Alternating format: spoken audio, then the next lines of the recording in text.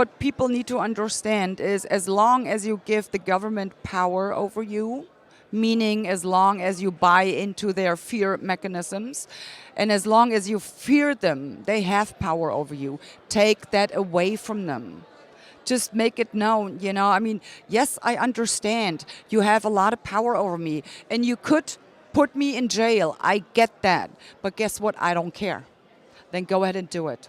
So, and, there is like going back to Nazi Germany, there is like this saying, well, first they came for the Social Democrats. I didn't say anything. I wasn't a Social Democrat. Then they came for the union members.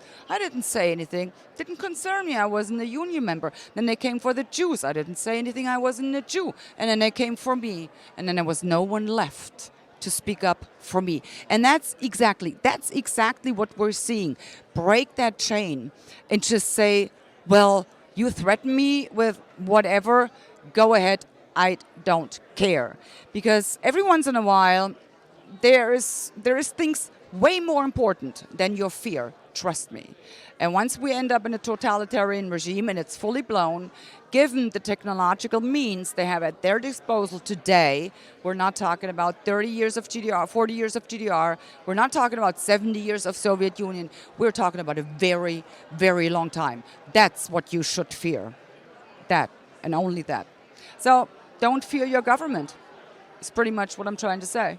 So I'm very curious what your opinion is on 15-minute cities. This is something that I guess it's a new idea that we're only beginning to hear about. Maybe you can actually remind us what they are.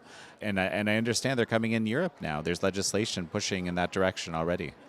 Yes, it is. The digital green certificate, the COVID pass, that was a test balloon to get people to having to produce some kind of a QR code, just getting people used to that. Now what they're slamming us with is these 15-minute cities.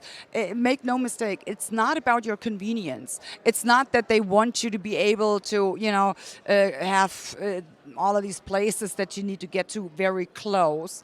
And it's not about saving the planet either, by the way. The 15-minute cities, they will have to have those before they can lock you down. And that's what we're talking about here. So in Great Britain, some county already passed legislation. They will be able to impose a climate lockdown. That's the next step. That's what we're talking about. So in order to do that, they will have to have these 15-minute cities. The next step then, of course, will be you are only allowed to leave your immediate area for, let's say, 2 or 3 times a year. So, but there's other people that may have more money and they can actually buy your passings off of you. So guess what? The poor people will be left in these 15-minute neighborhoods while the ones that are better off get to go wherever they want to go. So this is what we're talking about, Look at Saudi Arabia, for instance. They're pulling up Neom City. They call it the Line. So this is like a structure in the middle of the desert, 200 kilometers long, 200 meters wide, 500 meters high, and it will house up to 9 million people. Oh, isn't that just brilliant?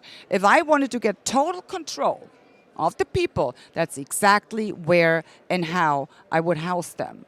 And then having them on a 3 meals a day prescription, well, guess what will happen if you do not do as you are told? They will probably cancel that. It's so easy. So that's what we're talking about. And when you really take all of this together, there is no other way for me to actually say this.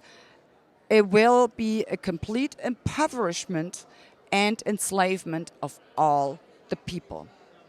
And I'm stating it so clearly because that's what it seems like and that's what it looks like to me. So just briefly explain, what does 15-minute city mean? Well, a 15-minute city mean basically a neighborhood where you can reach everything you need within a 15-minute foot walk. So a doctor, grocery store, and so forth. So the bare necessities will be provided within 15-minute foot walk. However, if you now fancy another store and it does not happen to be in your neighborhood, guess what? You won't be going to that store anymore. So it's, like I said, total control is what we're talking about. Why? So again, it sounds attractive. I just wanted, like, see, this is great. You have everything within walking distance, but where does the control come in exactly?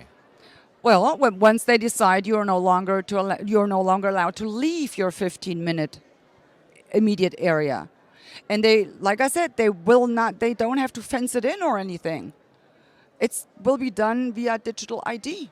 With a social credit system, kind of Something like maintaining that. compliance. Yes. And there's pilot projects already going on in Bologna.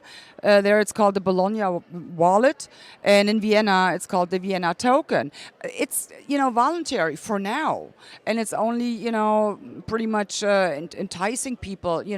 If you do this, get some tickets for a little less or something like that to go to the theater, something like that. Voluntary. Once again, first step. But soon there will be a time you don't have a choice anymore. You have to have, this digital green certificate, this QR code, whatever, and then they will tell you where you can go, what you can do, and what you can and cannot do. So.